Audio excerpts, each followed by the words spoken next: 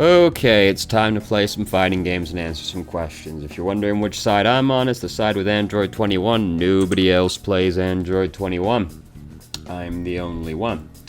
Nobody respects their waifus anymore, I swear. So first off, do you think Sigma likes playing Fall Guys because the characters all look like toes? 100%. Next up, what's the hardest hero for you to do reviews for, or due to the hero itself and not specifically your experience with the hero, and why? It's more or less any hero that's mostly focused on the mechanics, mostly, that has a significant focus on mechanics. Like, there's only, because I'm not a hack, so I don't talk about people's aim, and anybody that does talk to you about aim, by the way, you throw that guy just straight in the fucking dumpster, okay? Like, there's only so much you can really say about a hero like Widowmaker, you know? So, like, Widow, Hanzo, even Roadhog, Widow, Hanzo, Soldier, but he's got, like, at least ability stuff he has going on, you know? It's like, it is not just strictly that hero, it sort of depends on the person who's playing them, because the person could be playing Widowmaker and then be positioning like they're McCree, in which case you've got something to say. But if they're just kind of playing Widowmaker, there's only really so much you can say about it, you know? So, heroes that are more focused on mechanics, well, or have a significant focus on mechanics anyway. I don't think there's any hero that's really more focused on mechanics than anybody, you know. Anybody with a significant focus on mechanics. There's just only so much to say about them, really, and it gets kind of awkward to talk about. Next up is... Just getting back into playing Overwatch after not playing for a while, what's the recommended way to warm up now? Are there workshop games that are particularly good for that? I'm sure there are. But I'm not the one to ask about that because I literally don't play anything except competitive. I gotta warm up, I'll just play competitive. That's fine. Whatever. You know, so I'm sure there are, but I have literally no input on it because I don't do any of them.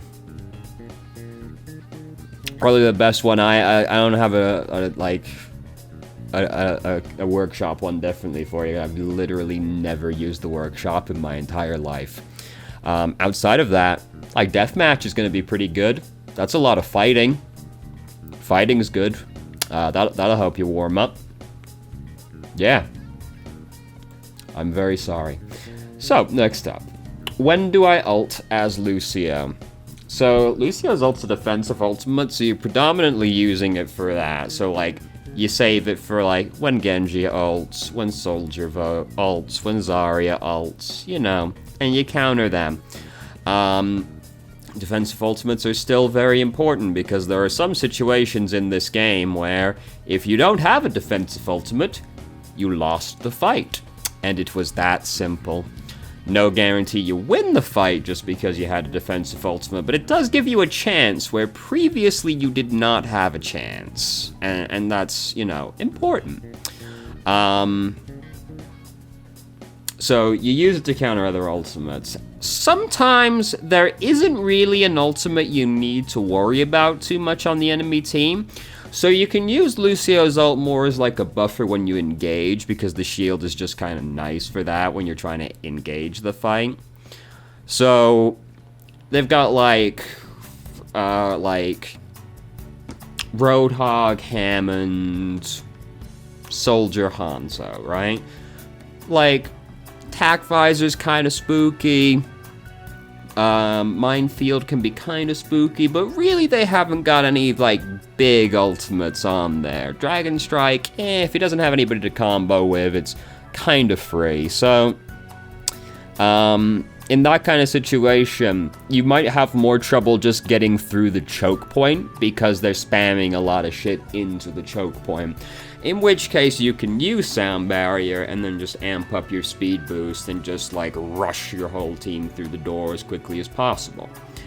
But, you know, very rarely will you actually be in a situation where there are no ultimates you need to worry about on the enemy team like that. That's a fairly extreme example, because it's very unlikely you're going to play a game that doesn't include, like, at least a Zarya or a Genji, you know? They're pretty fucking common characters, so it's rare you'll run into that kind of situation, but you will run into that situation now and then, where there's no ultimates you need to worry about, in which case, just fucking use it whenever. You want to start that fight and you've been having trouble starting that fight? Fucking start that fight, brother. Fucking sound barrier, speed boost. Let's go. So next up, other than in ult combos like Grav Dragon, Nano Blade, and others, what should most DPS ultimates be basically used off cooldown? More or less, I think like Death Blossom you want to save because it's hard to just kind of use Death Blossom without, like, getting murdered. But, like, more or less, yeah, just, like, use the ult, like, as soon as you possibly can.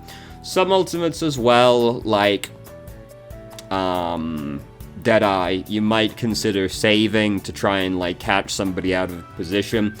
For example, if I'm playing McCree and I know there's a Pharah and or a Mercy on the enemy team, they like to go up. So I'll save Deadeye basically just to get a free kill on them as soon as they jump or use Valkyrie. Because Pharah jumps, Deadeye. Mercy uses Valkyrie, they go up. That's what they do. They go as up as they possibly can, and then you ult them and they go, oh fuck, oh fuck, oh fuck, oh fuck, oh fuck, and then you kill them. So I'll save it, especially if they have like a pharmacy and like maybe an echo in there as well. You'll usually be able to get them relatively easily with like Deadeye or Tac Visor. But for the most part, yeah, you just want to use the ultimate as soon as you possibly can. And this is true with all heroes, by the way. The exception is heroes with defensive ultimates, because you're using them for a very specific circumstance. But with those exceptions, you want to just use your ult as fast as you possibly can. The first, like, good opportunity you find, you should use it.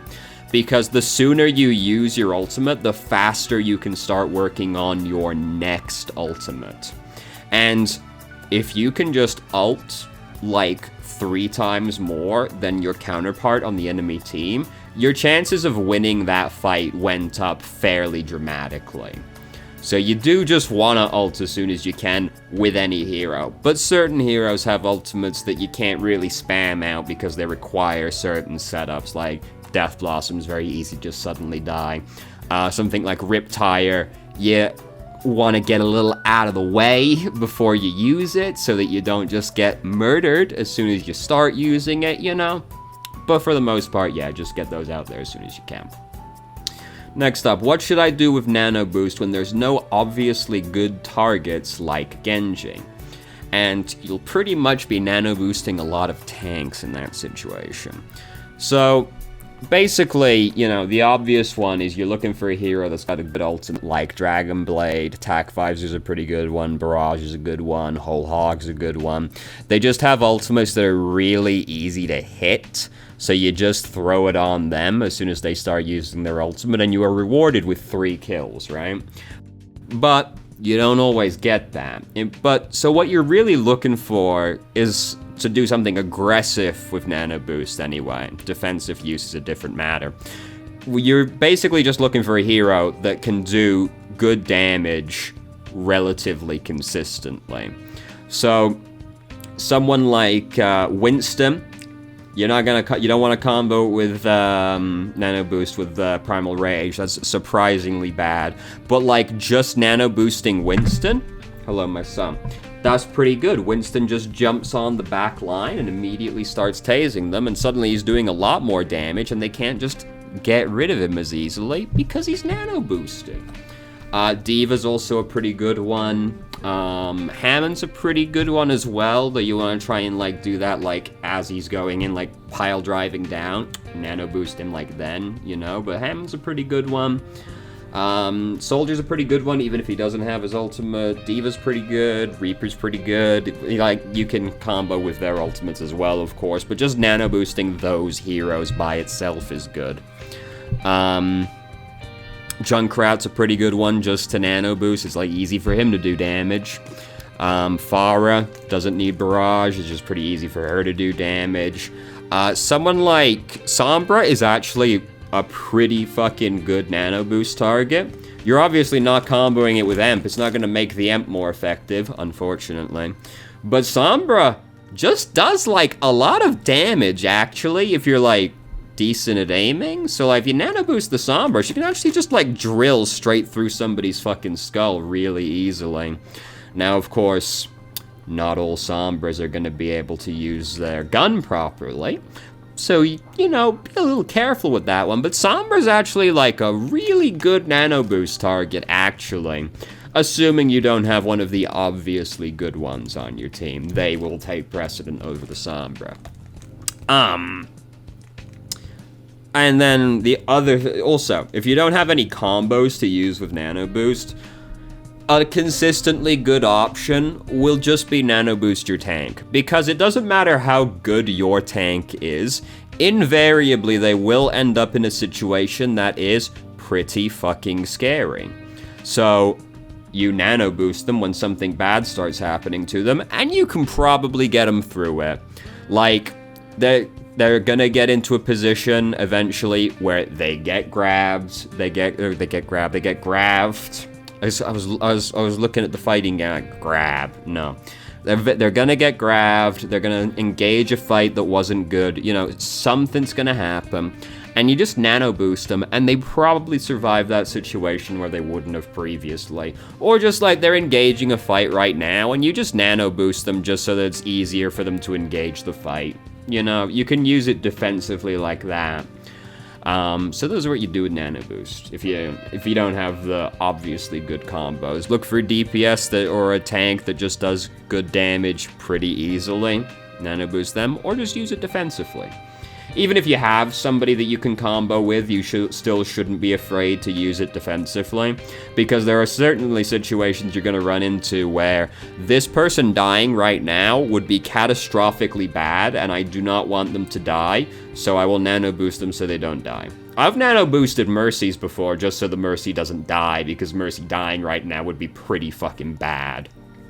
Like, she's gone to res somebody, and I'm like, oh god. Like, that person was important. I don't want Mercy to die either. I'll nano boost her just so she doesn't die while she's resing this person. Because, you know, Mercy players, they like to go for that kind of res a lot.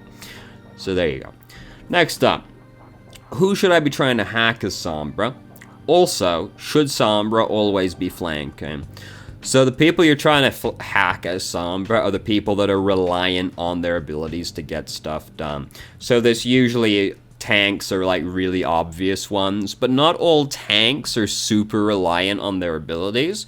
Like Zarya might have already used both her bubbles when you hack her, in which case hacking her did absolutely nothing. When you could have hacked like Roadhog, who is obviously very reliant on his abilities. I almost said Roadhog again.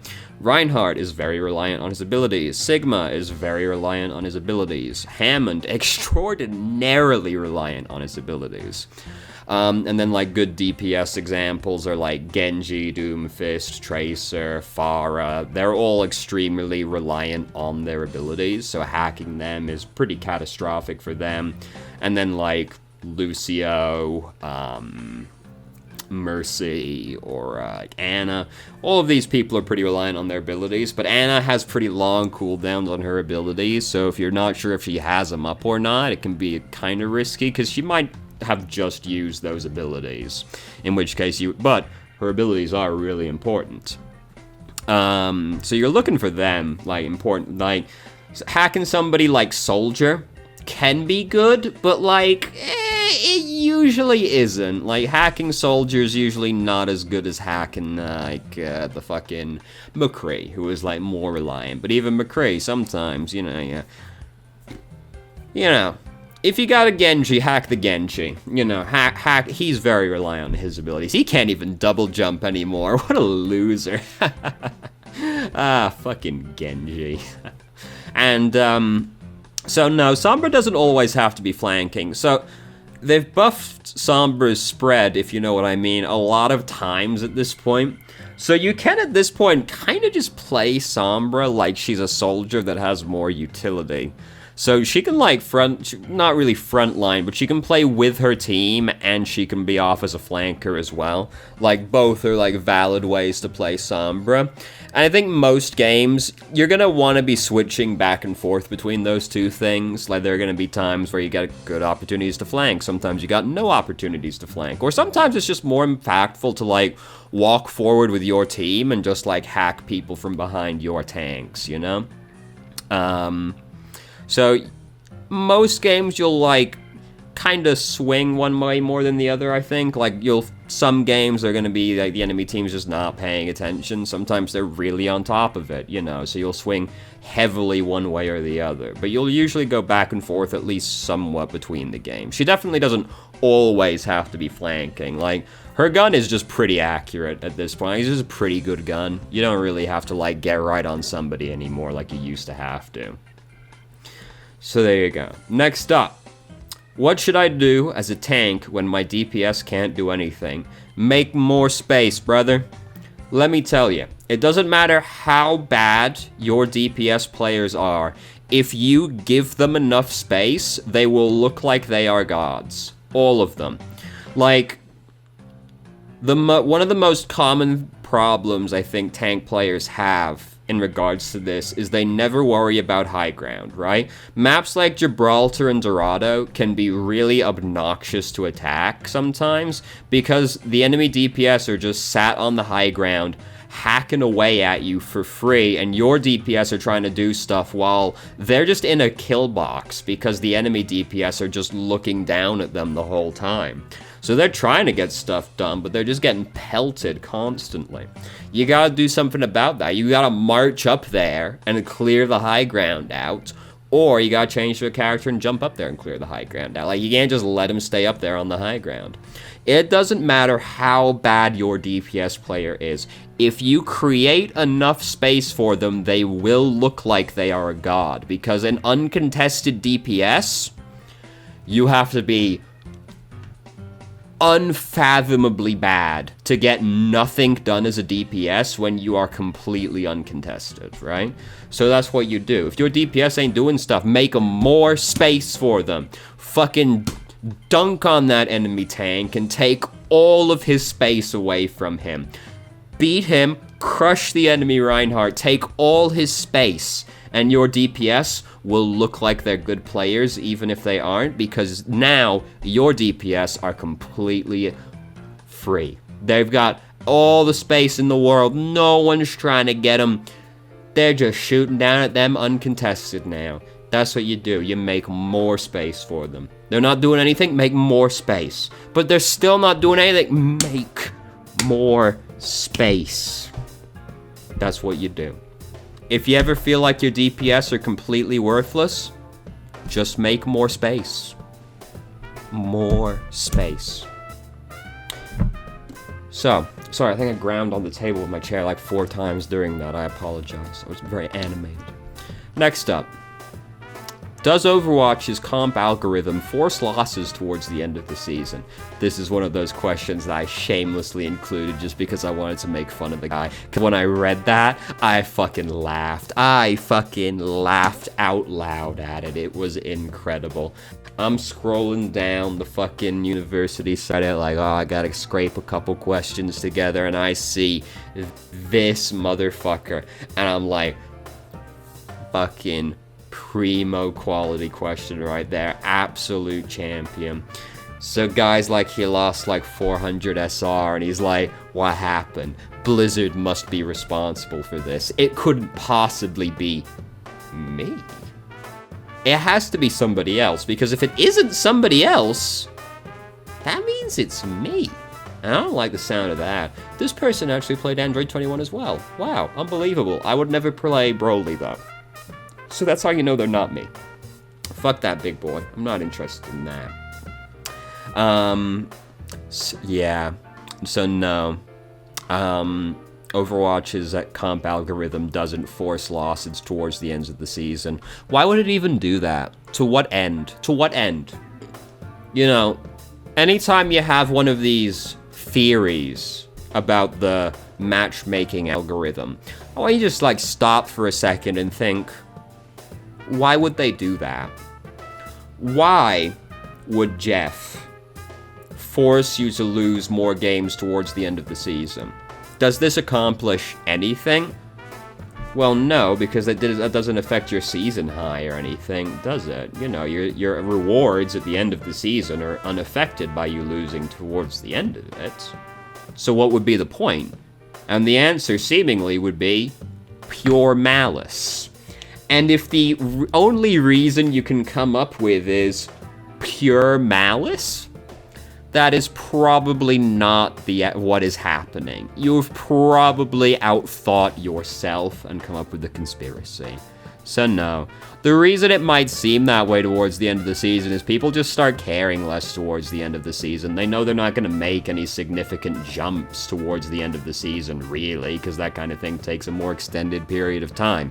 So if there's only like 3 days left, people know, well, I'm not really going to suddenly burst up an entire division or anything, so they start taking it less seriously.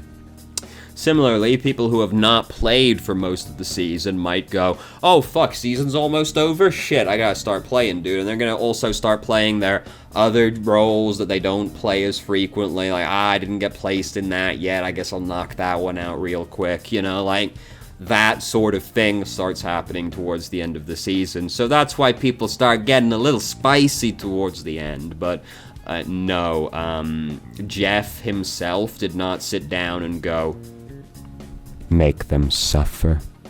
They've had it too good for too long. There's 3 days left in the season, and I can see that Pussy Destroyer X69 over there has been having a pretty good season, and I don't like that. So we gotta bring him down a peg or two. Jeff's not sitting there thinking that. He's not.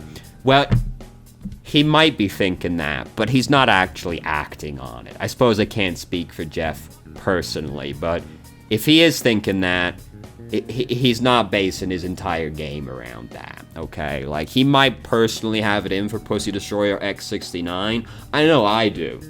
But he's not balancing his game around X Pussy Destroyer 69X, okay? So, oh fuck, how long have we been here? I feel like we've been here for a while now. Oh my god, it's only been 23 minutes? Jesus Christ, alright, well, thankfully I do have another one. Fuck, I've been unusually concise for once, good heavens. I said that last week as well, I'm on a roll it seems. So, and this will be the last question for this week, how do people improve in competitive? And basically the dude was just like, what do you do exactly to improve? You know, I don't feel like just playing is gonna be enough. So like I review my games, I watch other people, and I do all blah blah blah blah blah, you know, all that. And like, to be honest with you, I just play the game. Like, I don't really do anything extra. I take, like, to be fair, I have way more time than most people. So I can well, we all have a lot of time now, I suppose, but I have a lot of free time. So if I'm trying to get good at a game, I just brute force it. I just invest a lot of hours into playing, and I don't really do anything else. Like, I don't watch my games back. Like, I'll sometimes watch videos on stuff, but like, for the most part, I don't really do anything. I just kind of play the game a lot. And like, that's kind of it. I don't really think super, like, consciously about this. I just play the game, and like, if something doesn't work, I'm like, oh fuck, that didn't work. I don't do that again. If something did work, I went, oh fuck, that worked pretty good. Let's try and do that some more, you know? Like, that's kind of how it is. I don't really, like, put super huge amount of effort into this. Because, like, here's the thing with this kind of question, right? Is that really people are just like, I want some kind of way to rapidly improve in the game, like, right? Like, I'm playing the game, but like, what can I do outside of just playing the game to improve at the game? And like, there's no substitute for actually playing the game.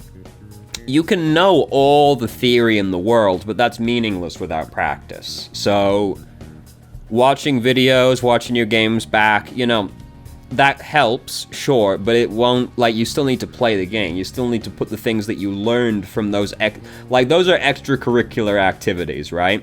You need to put that extracurricular activities knowledge, that extra lesson you took, into practice. And to do that, you need to play the game. You can't really sidestep that.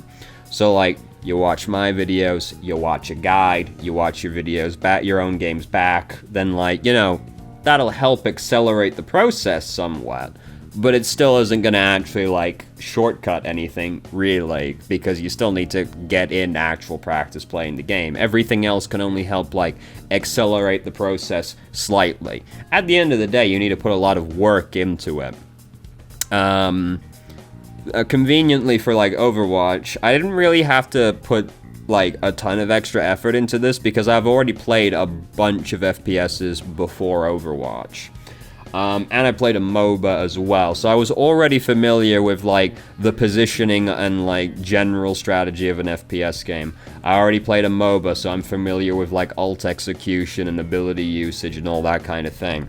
So I didn't have to, like, learn that stuff from scratch, which is the thing that, like, will really take the time when you need to learn fundamental concepts like that from scratch. Like, if this is your first FPS game is Overwatch, you need to learn a lot. You need to learn how to physically move in three-dimensional space, because you can always tell when somebody has, like, little or no experience with an FPS game before, because they just look uncomfortable playing the game. The way they move is different. They move very robotically. You'll see a lot of them, like, stopping and then physically rotating their model to, like, turn a corner, you know? Like, you see a lot of stuff that's just like, this guy just looks uncomfortable playing the game. You need to learn how to navigate 3D space, you know?